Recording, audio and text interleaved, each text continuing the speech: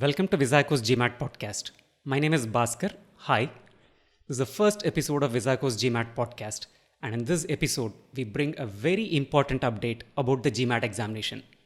The GMAT examination goes online.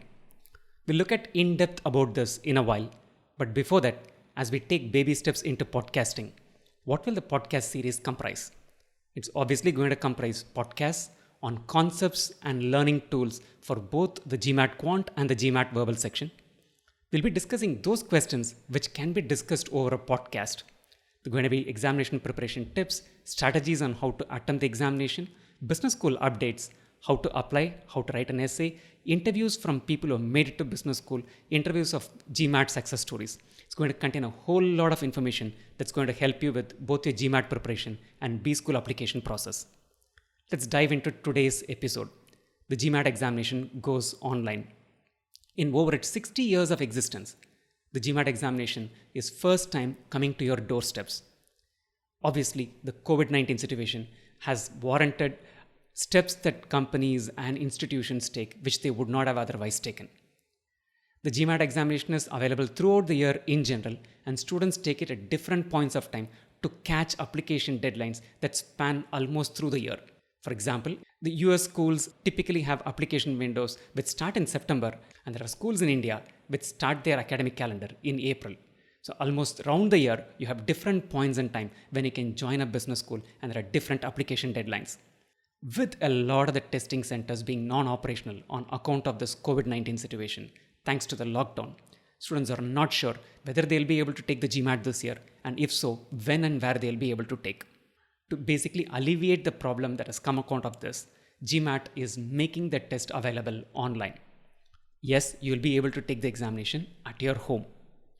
From when is this available? GMAT has announced that it's going to be available from middle of April 2020. Is this a permanent change? Is the examination moving online forever? At this point in time, the GMAT, all that they have to say is, we'll keep this online till such time our centers become operational. The GMAT examination is known for a lot of security features and prides itself in the fact that the integrity of the examination is maintained on account of this. If you had been to a GMAT testing center, if you have taken the GMAT examination earlier, you'll know the kind of biometrics that they do, which is quite different from the typical biometrics. They don't take your fingerprint. They actually do a deep palm vein scan. So that's going to be even more unique and not something that someone can do. So an examination which prides in such security features, how are they going to proctor you if the examination is made available to you at your home? The way they're going to do it is they're going to have human beings proctor you remotely. Yes, when you take this examination, they're going to have someone, a human being, sitting and watching you over a webcam. So to be able to take the examination, you need to have a laptop, it could be a desktop. You need to have a webcam so that someone from the GMAT end will be able to proctor you, and you need to have an internet connection throughout, which will basically support sending the test across to you and also be able to watch you over a webcam. Sounds a little creepy, but there's a only way GMAT can ensure that even when the test is administered at your house, the integrity, the security features are there, and you are who has taken the examination, and you have not taken any kind of support to be able to answer the question. Right? Now that we have covered how are they handling this security feature, let's quickly look at, is there any change to the examination pattern? Pretty much the same. Nothing much has changed other than the fact that you will not have to write the essay component, the analytical writing assessment, the analysis of an argument, the essay that we typically write. That is done away with for the home-based version. The remaining 3 sections, everything remains the same. Quant still will have 31 questions to be answered in 62 minutes. Verbal section will have 35 questions, 36 questions to be answered in 65 minutes. And the IR section will have 12 questions to be answered in 30 minutes. So there's no change there. They're bringing down the fees. The fees is going to be lesser than the usual $250 that's typically charged in most parts of the world. How much is that going to be? They will announce that amount when they open up appointments which you can schedule.